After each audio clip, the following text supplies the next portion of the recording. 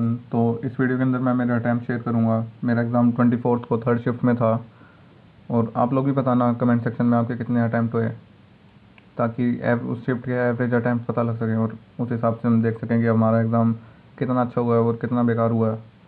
तो रीजनिंग से शुरू हुआ था। रीजनिंग के अंदर मेरे 24 अटैम्प्ट हुए, जिसमें कि मैं एक पज़ल में मैंने 5 मिनट ख़राब करे, जिसकी वजह से मेरे इतने हुए। नहीं तो 29 के आसपास बच्चे करके आए हैं। मैंने जितनों से पूछा मेरे दोस्त वगैरह से, तो उन्होंने बताया कि इतने 29 के आसपास हो गए थे, क्योंकि वो किसी पज़ल में स्टक नहीं हुए थे। इसके बाद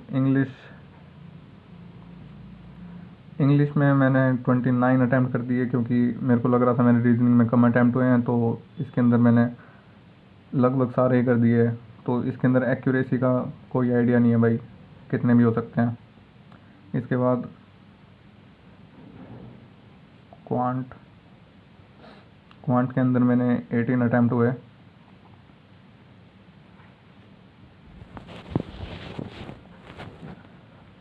जिससे टोटल अटैम्प्ट मेरे 71 हुए हैं। और मेरे को लग रहा है इसके अंदर मेरे से कम 8 तो गलत होंगे ही होंगे, क्योंकि रीजनिंग मैंने बहुत जल्दबाजी में करी थी, तो मेरे को डबल चेक करने का टाइम नहीं मिला।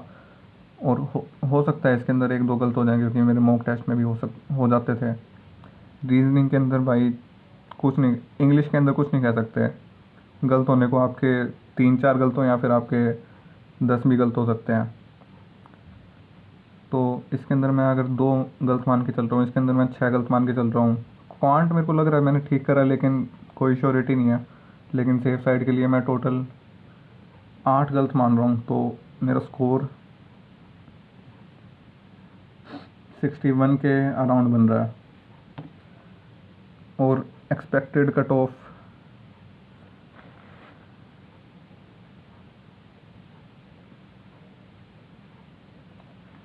भाई, मेरे को तो लग रहा है कि एक्सपेक्टेड कट ऑफ इस बार ज़्यादा ही जाएगी।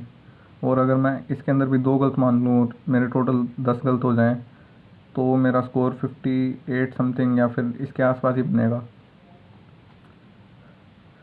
तो एक्सपेक्टेड कट ऑफ मेरे को लग रहा है भाई 55 या फिर 58 के आसपास रहेगी, क्योंकि भाई लोग कह रहे हैं कि कम जाएगी, लेकिन लोग ये नहीं कह रहे कि पिछली बार इंग्लिश इतनी ईजी नहीं आई थी, तो लोगों के इंग्लिश में अटैम्प्ट बढ़े हैं, जिससे स्कोर बढ़ा है।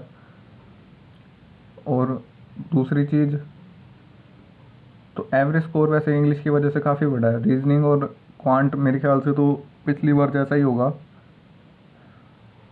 इसकी वजह से लोगों के अटैम्प्ट बढ़े हैं, और इंग्लिश में लोगों के काफ़ी अटैम्प्ट हो जाते हैं। और अगर एक्यूरेसी ठीक रही तो मेरे हिसाब से इंग्लिश की वजह से कट ऑफ बढ़ेगी। और लास्ट टाइम ये भी था कि IBPS ने बहुत सारे बच्चे मेंस के लिए बुलाए थे, जिसकी वजह से 48 गई थी।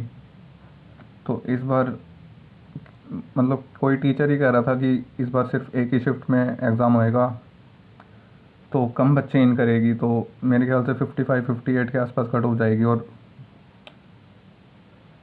आप लोगों का इसके ऊपर क्या कहना है भाई? आप लोगों को क्या लग रहा है, क्या कट ऑफ जाएगी और इस शिफ्ट में आपके कितने अटैम्प्ट थे? कमेंट करके बताना,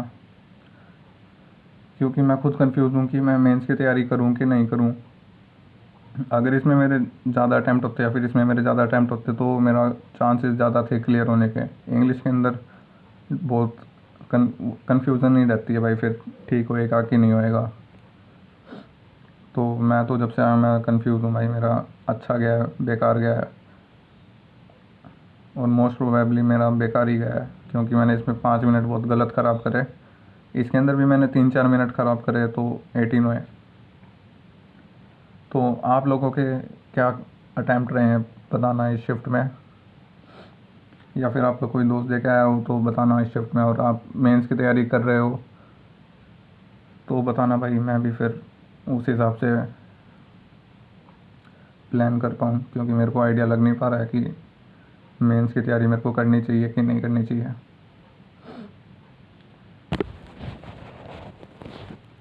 और भाई कट ऑफ का वैसे तो कुछ नहीं कह सकते, क्योंकि ये सिर्फ IBPS के ऊपर है कि उसको ज़्यादा बच्चे इन करने हैं तो वो कट ऑफ कम कर देगी, और अगर कम बच्चे कर लेने हैं तो वो बढ़ा देगी। अब अपने को तो पता नहीं है कि वो कम लेगी या ज़्यादा लेगी, तो लगभग लगभग मेरे हिसाब से तो इतनी जाएगी।